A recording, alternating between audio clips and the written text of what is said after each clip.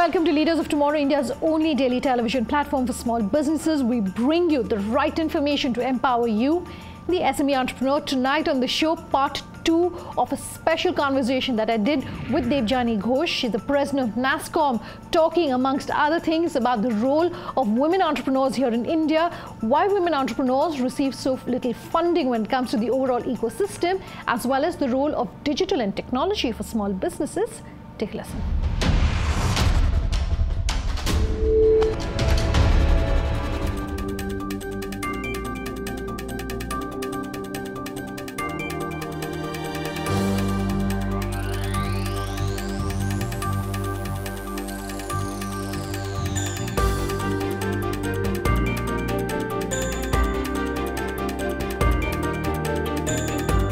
So now, having students or employees who don't perhaps have the necessary skill set for the roles that they've been hired for means that entrepreneurs are now constantly skilling and training their employees on the job at a cost which they probably can't afford. What's the solution to that?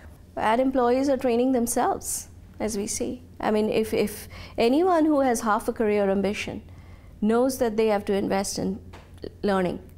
So it's not just companies that are investing, it's also employees that are investing. But this is not, I don't think this is a cost. I think this is an investment that you're making in safeguarding your future. Sure. And that mindset has to change. This is not a cost. This is one of the most important investments you can make in safeguarding your business, because talent is the one thing that is going to define the great companies from the good companies, or differentiate. I very briefly want to talk about entry-level salaries for the IT industry. It stayed stagnant for almost a decade. Have things started changing? I think it depends company by company. And when you say IT today, it's such a broad definition, because every company is an IT company, a bank is an IT company, and so I think it depends company by company, and companies have their own strategies. And we have had this lens that we've applied to the IT industry for all these years, where we've looked at it in a very boxed kind of a way. This is it. This is the salary. This is the growth. This is, again, the world is changing. Technology is disrupting the world as we know it. Sure. We cannot apply the old lenses to the industry that we are seeing before us. This is an industry in transformation. This is an industry that is disrupting itself. I think we have to figure out the new lenses that we apply to this industry, that looks at the pace of change, the pace of transformation, the pace of innovation, etc. Okay, I want to look at the big picture in innovation for this, for the industry here, for the domestic market here in India. Are you happy with the kind of innovation that entrepreneurs, small businesses, traditional businesses are perhaps doing on innovation? Would you like to see more, and what's going to drive that change? I'm very happy with the boldness of ideas that I see. I think we have people, especially at the startup level, the entrepreneurs level, who can really see the things that do not exist today. I think we have that. Okay. I think the problem is scale. India does not have a shortage of innovation or innovative ideas. Mm-hmm. But where we suffer or where we falter is we're not able to scale those ideas. And I think that's what has to get fixed. We have to innovate with scale built into the design of the innovation and not as an afterthought. And that's what needs to get fixed in India. You're saying you're happy with the bold ideas that you see, and I just want to pick up on that. Very often on the show, we have entrepreneurs who say, I have a good idea, but I'm not able to raise funds for it till I have a product which is in the market. Yeah. And that perhaps is what is going to take startups and the startup ecosystem here in India to perhaps the level that we're seeing in Silicon Valley or Israel. What's going to change? I think the investor mindset also needs to change in India, right? We put a lot of the burden on the startups, but the investor mindset needs to change, where a little bit higher risk appetite has to grow, especially as we are dealing with new technologies. Because a lot of these things are not proven. you have to try out a few things. One of the concepts that I'm a huge fan of, and my team at NASSCOM has heard me say it so many times that they're fed up of it, but I strongly believe India needs a sandbox mindset. Whether you apply it to startups, whether you apply it to investors, whether you apply it to government or companies, where a sandbox is where it's a safe play zone, right? You can come in, you can play, you can fall, and it's okay. You're going to be okay. We need that same kind of a sandbox environment to test out new ideas, to take those risks because India, we do put a lot of weightage on failure, unfortunately. And until that mindset changes, we have to make it okay for people to fail. So I really think that while we continue to strengthen the startups, to think bold, to think big, we also have to do some work at the investor level, so they too are willing to take risks on ideas that are new and not proven and has earned somebody a lot of money. Sure. So I think. You're talking about the sandbox approach, and I want to talk of the role of the government when it comes to creating that environment or that ecosystem. Are you happy with what you're seeing right now? Are you happy perhaps with some of the conversations that are happening on taxation, with there used to be the SEZs, of course, the sunset policy on the SEZs, there's the taxation, etc. Are you happy with where we are right now? What changes would you want to see? One always wants changes, right? I am happy with the approach, the collaborative approach that I'm seeing right now, where a lot of things are happening with strong discussions with the industry. Now, yes, they may agree to everything we say, they may not agree to everything we say, but at least there is discussion, there's consultation. So I'm absolutely happy with that. I'm also happy with a lot of new initiatives we are seeing from the government to grow the overall ecosystem. For example, one of the ecosystems that desperately needs to be nurtured in India is the women entrepreneurs, the women startups, right? And Niti has come out with, Niti Aayog has come out with this women entrepreneurship platform, which is a fantastic initiative to give women that safe space. That can help them find their feet, right, which is so badly needed. So I think I'm seeing a lot of initiatives, the AI strategy, again, where we are able to work with the government to figure out, nobody knows what's right or wrong when it comes to new technologies, but at least figure out what will work for us. So it's consultative.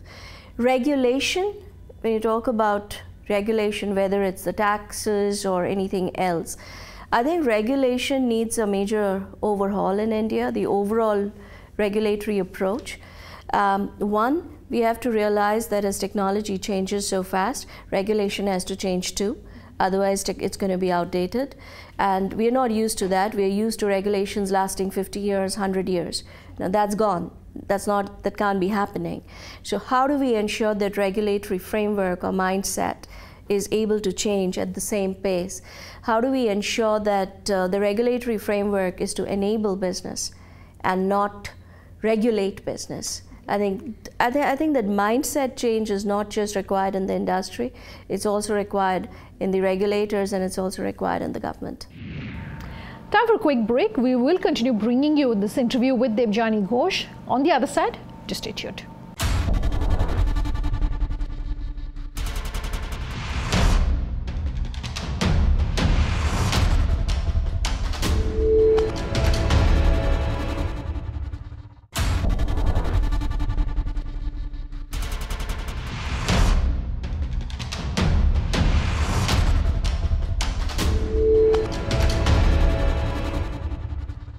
Welcome back with us here on Leaders of Tomorrow, and tonight we're continuing to bring you snippets of a conversation that I did with Debjani Ghosh. She's the president of NASSCOM, one of very few interviews that she's done with the television media here in India, talking about digital and technology for small businesses. Take a listen.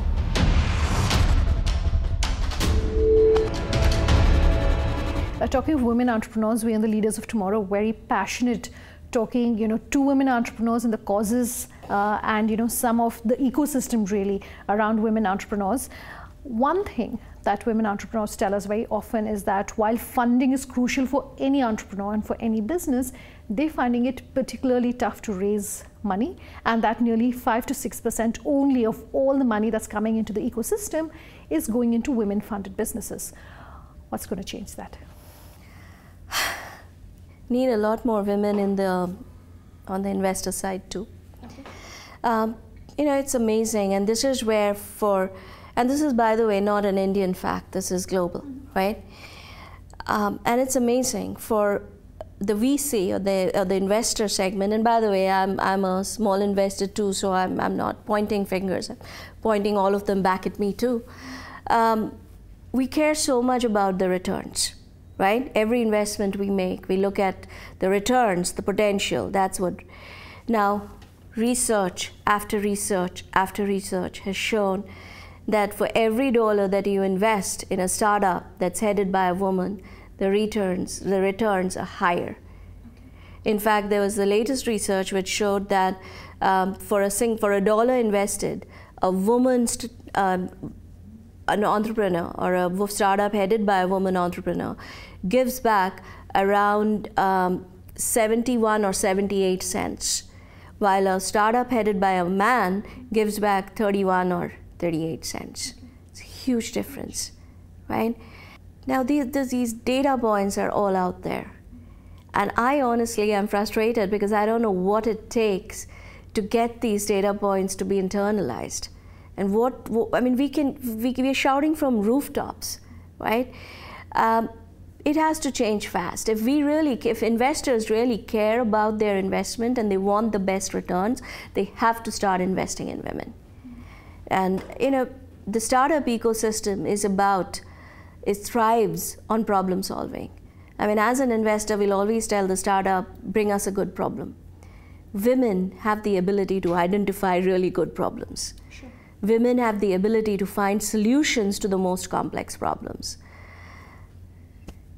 We just have to forget about opening up our eyes to the gender. We just have to open up our eyes to the data. Okay. One part of the problem, of course, is raising funds, and the other part is ensuring that women who are joining the workforce also continue. I want to refer to a survey that NASSCOM has done in 2017 called Women in IT, the Scorecard, which shows that technology companies are facing a huge challenge when it comes to retention of women employees. If you look at the data which has been released by the government, it shows that women in the workforce in India much lower even when compared to some sub-Saharan countries. It's abysmal. Yeah. How is that going to change? So to be fair, I think the Indian IT industry is doing a decent job. I will not say perfect. I think there's still a lot more to be done. At hiring, we are roughly around 51% women, which is great. Then it averages out to around 35, 38%, somewhere around that. And at the top, you have less than 20%, right? Now, when you look at these numbers, you'll say, so what? That's not that great. But what you also have to look at is the rate of growth. So the improvement is significant year over year. So I will give credit where credit is due. But that said, we have a lot of work ahead of us. And I think what's going to change is the fact that talent is now going to become extremely important for success, as I've been saying right through the interview, right? And talent is also going to get scarce. Because people are not skilling or reskilling fast enough, talent is going to get scarce. Companies are going to realize that they will need the best talent and gender is not going to play a role. And I honestly think the fourth industrial revolution is a revolution for women for two reasons. One, talent or the access to good talent is going to become more important than what the talent looks like. Right? But that said, we as women have to ensure that we are the front runners when it comes to getting skilled. If we are not skilled, we are not going to get the jobs. So women really have to now invest in themselves to get skilled for the new jobs. The second thing that's going to happen with the fourth industrial revolution, or is happening with the fourth industrial revolution, is that it's going to increase the importance of soft skills. Because as you bring in machines and you're going to have a workforce that's going to be part machine, part human, the differentiation factor is going to be the soft skills, because that's the only thing that'll differentiate the humans from the machines.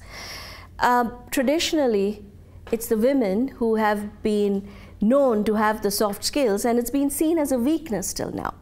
You know, it's always seen as a weakness. It's going to change. Now that's going to become the strength. So I again think that's an opportunity for women to really get back into the game. But again, the door can be opened, but do we have the confidence? Do we have the hunger? Do we have the passion, the ambition to really seize that opportunity and get a seat at the table? I think that ball is in our court. So the opportunity is there and it's going to grow. A lot depends on how hungry we are. Okay, I want to wind this interview down by talking about mentoring and the role that mentors play in the life of an entrepreneur. I first want to talk about mentoring for entrepreneurs, and then I want to talk about the role of mentors and role models like yourself, women entrepreneurs. So how crucial is it for an entrepreneur who perhaps doesn't have access to venture capital funding and therefore has access to a mentor to go out and find that mentor who can help them? Very, and it's not just an entrepreneur, it's everyone. Whatever I have achieved in life is because of the mentors and the sponsors I have had. And you have to, as I said, today our journey will be defined by our ability to learn. Our ability to learn will depend on our ability to find teachers and mentors. It is no more a good thing to do, it is a success imperative. Whether you're an entrepreneur or an employer in a large company or a small company, if you want to grow and you have the passion and the hunger and the ambition to grow, you have to surround yourself with people who can teach you and who can teach you things that you're not going to learn by yourself. It is extremely important to find the right mentors. It is extremely important to also invest in mentoring, both as a mentee and as a mentor. And the most frustrating, whatever little time I can give, whatever spare time, frankly, I have, I invest in mentoring. Not just startups, but even women. And the most frustrating thing is when someone will ask you to mentor, but not know why. They have to know why. What do they want to learn from you? What's the problem they want you to solve or help them solve? You're not going to solve any problem for them, but you can guide them. And be willing to commit the time. Mentorship takes time, right? So I think we have to, mentorship has been a buzzword where it's nice to say, oh, I have such and such mentors. How many times did you meet the person? Maybe never. You know, that has to change. It has to become extremely serious because I think our success pretty much depends on it. Okay. Are women entrepreneurs looking for different things when it comes to mentoring? You know, as a mentor yourself, do you feel that probably the challenges and opportunities available to women entrepreneurs are different and therefore they require different hand-holding? No. No. When it comes to work, gender has no play. It's the same. But the opportunities are the same. The challenges are maybe a little bit more because, yes, they have to prove themselves at every count a little bit more, but that's okay. I think that's the basic difference. They just expected to prove themselves a little bit more than the men, but that's okay. And but I think where they need help is, or at least where they seek guidance, is just starting that process of believing in their heads that they are equal. Before, the world will see you how you see yourself. If you see yourself as an equal, the world will see you as an equal. If you do not see yourself as an equal, no one's going to believe you're an equal. And I think that's the biggest challenge, or that's the one area where most help is sought. Okay. Debjani, thank you very much for taking the time to speak with us here. It's been a pleasure. Thanks. Thank you. That's our show tonight. If you have any feedback for us, we love hearing from you. As always, do get in touch. Our email ID, leadersoftomorrowtimesgroup.com. You can also get in touch with us on my Twitter handle. It's Ananda_J. You can get in touch with us on our official Twitter handle, LOT_ET now, or our Facebook page, Leaders of Tomorrow on ET Now. Thanks for watching. Have a good night.